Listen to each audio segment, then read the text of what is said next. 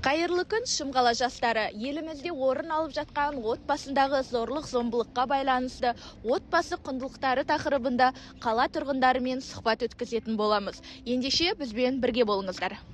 Елімізде болып жатқан зорлық-зомбылықтың көп бөлігі жігіттер тарапынан болып жатыр. Сол жігіттерге сіздер қандай ақыл кеңес айтар едіңіздер? Негізі қыздарды сыйлаған дұрыс, ертең ол да біреудің анасы болады, қазірде біреудің қарындасы. Өйтіп кішкентай қыздарға немесе үлкен әйелдерге өйтіп зомбылық көрсетуге болмайды. Мен өзім қарсымын ондайға. Апа, сізге қояр сұрағым, осы отбасындағы зорлық-зомбылықтың басталуына не себеп болып жатыр деп ойлайсыз?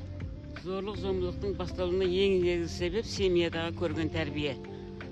Отбасында не көрсең, өскенде соны аласың. Дұрыс тәрбиеленбеген жігіттер, дұрыс тәрбие көрмеген қыздар осындай тірлікте болып жатады. Қоғамда болып жатқан отбасындағы зорлық-зомбылыққа қатысты ойыңыз қандай? Я считаю, что это неправильно и аморально. В принципе, насилие со стороны что мужа, в сторону жены, что жены со стороны мужа или в сторону ребенка, это недопустимо. И я считаю, что это аморально.